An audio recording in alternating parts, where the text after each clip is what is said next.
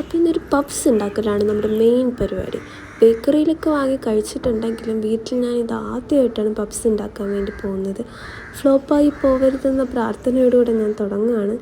അപ്പോൾ ആദ്യം വേണ്ടത് പഫ് പേസ്ട്രിയാണ്. അതിനായിട്ട് 1 കപ്പ് മൈദ, ആവശ്യത്തിന് ഉപ്പ്, വെള്ളം, എണ്ണ ചേർത്ത് പരത്തിയെടുക്കാം. ഇതിലേക്ക് നമുക്ക് ലെയറായിട്ട് ബട്ടർ നമുക്കിങ്ങനെ തേച്ച് കൊടുക്കാം. ഇതൊരു 25 മിനിറ്റ് ഫ്രിഡ്ജിൽ വെക്കാം.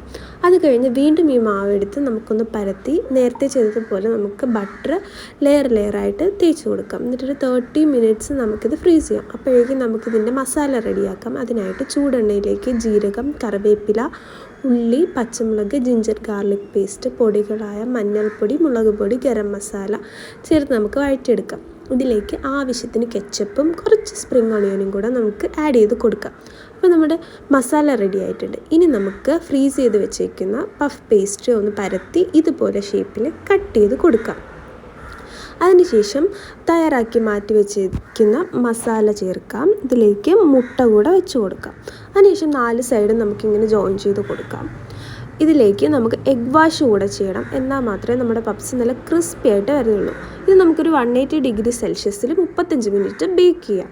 ആ സമയം കൊണ്ട് നമുക്ക് കുറച്ച് തണുത്ത ലെമൺ ജ്യൂസ് ഉണ്ടാക്കാം. പുറത്ത് നല്ല ചൂടാണ്. അപ്പോൾ പഫ്സിന് എന്നും കോമ്പിനേഷൻ ലെമൺ ജ്യൂസാണ്. അപ്പോൾ ഞാൻ ആ ലെമൺ ജ്യൂസ് ഉണ്ടാക്കുവാണ്. അപ്പോൾ നമ്മുടെ ലെമൺ ജ്യൂസ് റെഡിയായി. ഇവിടെ നമ്മുടെ പഫ്സ് റെഡി ആയിട്ടുണ്ട്. നല്ല ക്രിസ്പി ആയിട്ട് വന്നിട്ടുണ്ട്. ഞാൻ ഒരിക്കലും വിചാരിച്ചില്ല ഇത്രയും പെർഫെക്റ്റായിട്ട് കിട്ടുമെന്ന്. എനിക്ക് ഒത്തിരി ഇഷ്ടപ്പെട്ടു. അപ്പോൾ ഒരിക്കലെങ്കിലും നിങ്ങളുടെ വീട്ടിൽ പഫ്സ് ഉണ്ടാക്കാനായിട്ട് നോക്കുക. അപ്പം ബൈ.